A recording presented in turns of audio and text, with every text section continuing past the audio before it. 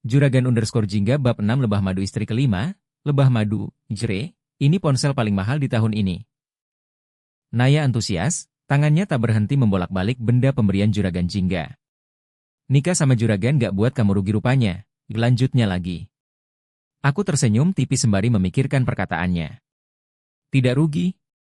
Ya, untuk saat ini aku memang tak merasakan kerugian atau semacam kesedihan, walau pada awalnya aku sempat berputus asa. Namun lama-lama ada secuil bahagia yang menyusup di setiap harinya. Dosen terakhir kan gak masuk, gimana kalau kita pergi makan? Naya mengembalikan ponselku, binar matanya penuh harap. Tapi, aku sudah suruh Juragan jemput barusan.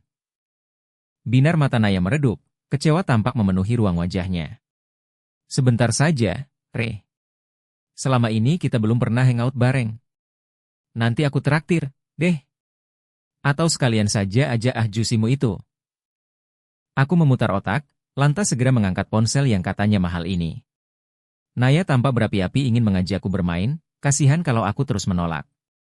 Masih menimang ponsel di tangan, perlahan aku mengetik sesuatu yang akan dilayangkan pada Juragan Jingga. Namun, belum saja rangkaian huruf itu selesai, sebuah pesan masuk tiba-tiba. Maaf, hari ini saya tidak bisa jemput. Bisa pulang sendiri, kan? Lama aku tertegun, ada rasa sedih dan bahagia berkecamuk dalam dada. Sedihnya, entah mengapa aku merasa tak biasa jika harus pulang sendirian untuk sekarang ini. Bahagianya, aku bisa mengiyakan ajakan Naya tentunya. Ayo, Nay. Juragan gak bisa jemput, mungkin kerjaannya belum selesai. Beneran, Re? Yah. Gak ikut dong dia. Tapi kamu minta izin dulu, ya? Udah, kok. Tuturku, berbohong. Naya menyunggingkan senyum, gadis itu segera berdiri, aku pun demikian. Ia mengapi tanganku dan kami berjalan bersama dengan rasa persahabatan yang baru. Naya membawaku ke pusat perbelanjaan, di sana kami melihat dan mencoba memilih beberapa pakaian, namun sampai detik ini kami belum kunjung meminangnya satupun. Kita bikin malu, ya? Pilih-pilih terus, tapi beli enggak. Naya terkekeh, aku pun sama. Gadis itu lantas mengajakku untuk ketujuan pertama. Makan. Sebenarnya menginjakan kaki ke tempat elit seperti ini, dadaku masih suka berdebar ria. Namun, aku harus tampak biasa agar tak mempermalukan Naya. Kamu mau makan apa, Rey? Tanyanya seraya membuka lembaran menu yang disodorkan pegawai pria pada kami. Aku kebingungan melihat gambar dan nama makanan yang tertera di sana. Aku tak pernah mencoba dan belum tahu rasanya, tentu itu semua membuat kepalaku pening. Samain aja, Nay. Bener. Aku mengangguk yakin, Naya tersenyum dan memanggil pelayan yang tengah sibuk berjibaku dengan pekerjaan. Terima kasih, ujar Naya pada pelayan yang setia mendengar gadis itu memesan makanan.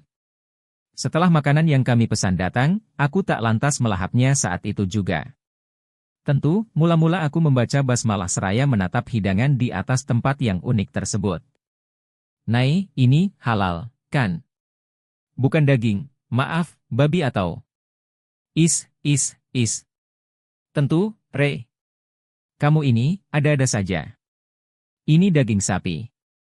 Ayo, cepat makan. Rasanya enak. Naya memamerkan senyum, kemudian mengangkat irisan daging dengan sumpit. Gadis itu pandai sekali menggunakan benda tipis tersebut. Aku kembali menatap daging yang ditaburi potongan bawang bombay, wanginya semerbak. Sebelum melahapnya, aku menarik gelas berisi jus lemon tea, menyeruputnya sampai membuat dahaga luntur seketika. Duh, Nay. Gak ada sendok apa? Naya bergeming, ia tidak mendengarkan pertanyaanku. Makanan di depannya terlalu cepat membuat ia sibuk sendiri. Aku mendengkus, lantas memainkan sumpit sebisa mungkin. Namun, aku tak pandai seperti Naya, terpaksa ku tancapkan ujung sumpit untuk menembus irisan daging, dan... Hap! Aku berhasil memasukkannya ke dalam mulut. Rasanya lebih enak dari makanan yang waktu itu kusantap bersama Juragan Jingga. Ini sungguh nikmat. Sampai akhirnya, kami berdua sama-sama terdiam, asyik dengan makanan sendiri. Asyik memainkan sumpit dengan kemampuan masing-masing. Sambil mengunyah makanan, aku melihat sekeliling, baru sadar kalau tempat ini begitu megah dan mewah. Kami berada di lantai 2, sesekali aku melongok ke bawah, di sana banyak sekali keluarga yang makan bersama, dengan menu yang lebih aneh kurasa. Masih terus mengedarkan pandangan dengan kagum, aku tak bisa berhenti mengucap syukur atas kebahagiaan ini. Namun, kunyahanku melambat perlahan saat menemukan sosok pria yang tengah duduk di seberang sana, sosok berdada bidang dan aura yang amat ku kenal.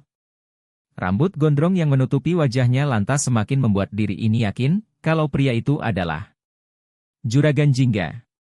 Sedang apa dia di sini? Ah, tepatnya sedang makan, tentu.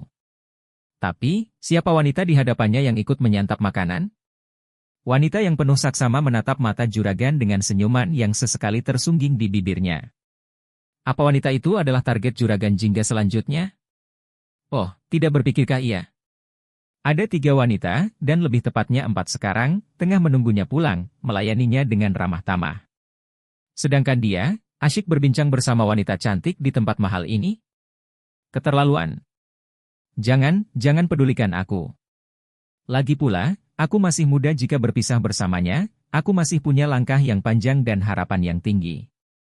Pikirkan saja ketiga Umi di rumah, harapan mereka satu-satunya adalah Juragan Jingga.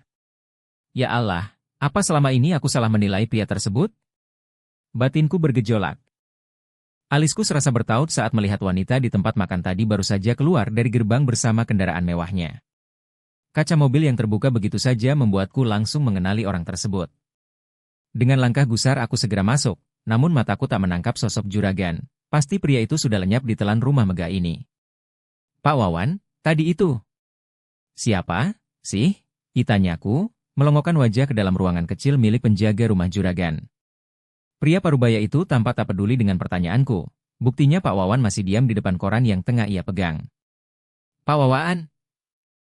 Aku melengkingkan suara. Ya ampun, berisik, atuh. Pak Wawan mengorek-orek lubang telinganya. Aku hanya mendengkus, membuang napas kasar dengan kesal. Pak Wawan, rembulan tanya, yang barusan keluar pakai mobil itu siapa? Calon istri kelima Juragan, itanyaku lagi. Pak Wawan melipat koran, meletakkannya begitu saja di atas meja. Wani piro? Is. Aku menaikkan bibir atas bagian kanan. Ah, gak seru, celotehnya. Aku makin kesal, tanpa berpikir panjang mengeluarkan selembar uang berwarna hijau, lalu menyerahkannya pada Pak Wawan. Lumayan, buat beli kopi. Bibirnya yang hampir tertutup kumis tersenyum lebar. Ayo, jawab, Pak. Iya, rembulan yang cantik. Tadi itu. Calon istri Juragan yang kelima. Hah?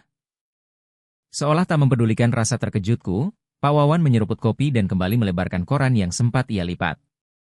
Tak mau membuang waktu, dengan segera aku melangkah cepat, menyusuri halaman depan yang luas lalu membuka pintu dengan keras. Seharusnya, aku tak peduli dengan apa yang dilakukan Juragan. Mau punya istri 4, 5, sampai ratusan pun seharusnya aku tak perlu risau. Namun, entah apa yang membuat pikiranku seperti ini. Rasanya, aku tak mau ikut dipermainkan dalam misi anehnya ini. Juragan! Juragan! Aku berteriak memanggilnya. Suaraku menggema di dalamnya. Tak ada sahutan, rumah begitu sepi dan lengang. Kemana para penghuninya? Dengan gusar aku kembali melangkah, meyakini kalau Juragan berada di dalam istananya. Brak! Pintu terbuka seketika saat ku dorong begitu saja. Benar, pria itu tampak berbaring di atas ranjang mewahnya, namun sekarang ia terduduk dengan ekspresi terkejut, seperti bingung dengan kehadiranku. Kamu ngapa? Keterlaluan, ya. Aku memutus kalimatnya dengan sengaja, membuat ekspresi di wajahnya semakin kebingungan. Apanya yang keterlaluan? Memangnya, batas istri seorang pria itu berapa, sih? Bukannya ada dalam Al-Quran? Juragan menaikkan sebelah alisnya. Kamu ini kenapa? Marah, gak dijemput? Nada pertanyaannya malah membuatku semakin sebal. Jawab saja, berapa? Juragan tampak mengembuskan napas. Saya sudah mempunyai istri lebih dari cukup. Kenapa kamu bertanya begitu? Tidak suka dimadu? Lalu, siapa wanita yang kamu bawa ke tempat makanan yang mahal? Siapa wanita yang baru saja keluar dari rumah ini dengan mobil mewahnya? Bak pencuri yang baru saja tertangkap, air wajah juragan tiba-tiba berubah mendengar pertanyaanku. Bahkan, aku sampai tidak sadar, memanggilnya dengan sebutan, kamu. Juragan Jingga mengusap wajahnya, kemudian menyibakkan rambutnya yang sudah semakin gondrong. Ia perlahan turun dari ranjang, berdirinya juragan membuat dadaku sedikit berdebar. Takut. Apa peduli kamu pada saya? Nada bicaranya masih datar nan dingin. Padahal, jelas sekali ia sudah tertangkap basah. Saya tidak peduli, hanya saja saya tidak mau masuk dalam permainan seorang juragan Jingga. Juragan Jingga menanam kedua tangannya di pinggiran tubuh. Ia tampak tersenyum walau tipis. Apa maksudnya? Dasar, pria tak tahu malu. Kuliah, makan enak, hidup tenang, dan kesejahteraan adik-adikmu. Pikirkan saja itu. Jangan pikirkan saya. Cih. Percaya diri sekali, dia. Siapa juga yang memikirkannya? Saya hanya tidak mau masuk ke dalam kubangan lumpur. Saya tidak mau ikut kotor, jika takut tajam.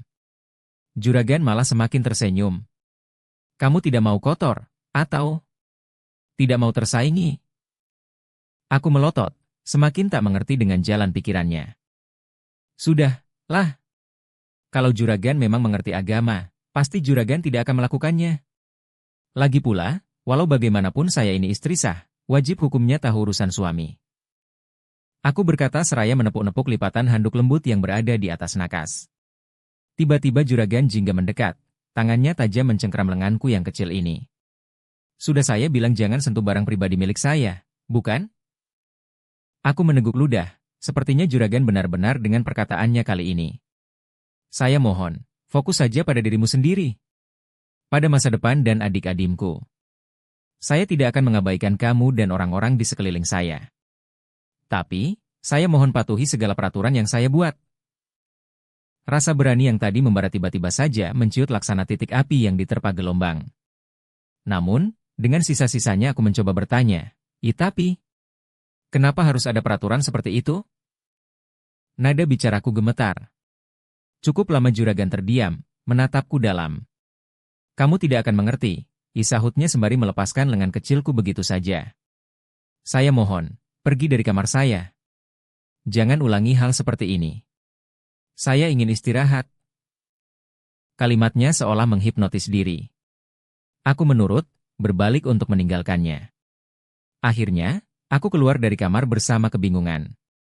Padahal, sebelumnya aku masuk bersamaan dengan amarah yang hampir meledakkan perasaan. Sungguh, juragan adalah sebuah teka-teki yang belum bisa kupecahkan. Bersambung puding. Nantikan kelanjutan cerita-cerita dari kami berikutnya, sampai jumpa.